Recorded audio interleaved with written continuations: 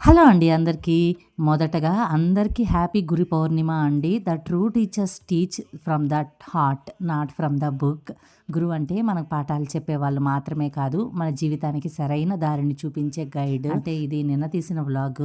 గురు పౌర్ణిమ రోజు గుడికైతే వెళ్ళాము, సాయిబాబా గుడికి. ఇక్కడ అగ్గి ఎప్పుడు వెలుగుతూ ఉంటుంది కదా, అది ఎందుకు అన్నది తప్పకుండా కామెంట్లో చెప్పండి. ఇక్కడ పిల్లలు చూడండి ఎంత బాగా భరతనాట్యం చేస్తున్నారు.